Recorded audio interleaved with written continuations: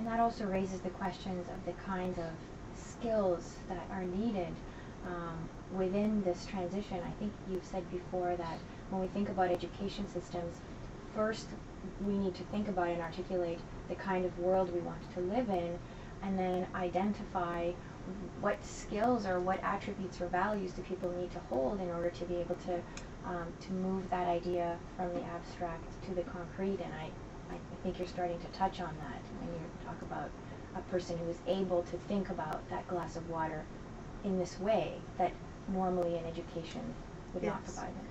And as I've mentioned in several of the presentations I made here at the CSD, you know, material consumption is an expression of our choices, right? It's the way we show what we believe and what our principles are.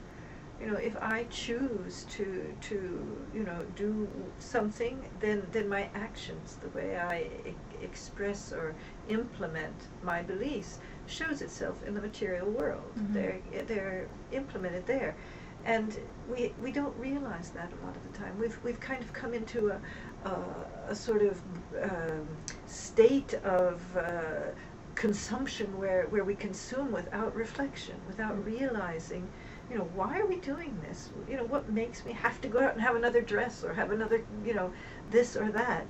And when we stop and help people reflect on why we're doing things, again, the values. When I get up in the morning, why do I go and smile and say hello? Why don't I just, you know, be very nasty and turn away or do something else? You know, it's because I have been instilled in myself certain values, certain principles, and I give that expression in my daily actions. Mm-hmm. The same with our consumption patterns. But it's very hard for a young child who is drowned in advertisements saying that you deserve everything. You can't be a full person if you don't have all these things, if you don't succeed with your consumption and your material prosperity. And this is where schools are failing. There are very few schools that approach education or learning from the point of view of the individual and their understanding of what it means to be a person with integrity, a person with human dignity, a person with compassion.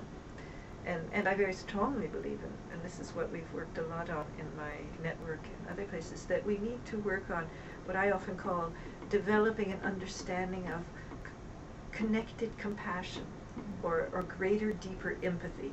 Not just sympathy, saying, hey, I understand, it must be rough, you know, tough life down there without water, without food, without this, you know. But really putting your feet in their shoes.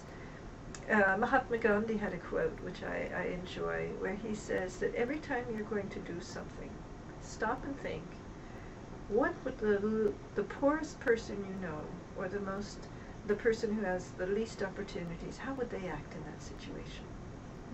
And then do accordingly. And I think that means that we have to sort of go out of ourselves and look at the world and the universe more objectively and think, okay, I'm a part of this greater body, and if I do something, it may not seem to hurt, but even a little thorn in the finger, you know, that irritates you. It hurts the larger body a lot. So we have to realize that we are completely interconnected, and that goal of showing through our daily actions in our lives, our principles and values, has to be understood in a much better way from preschool till we die. The lifelong learning. Lifelong learning process. Yes.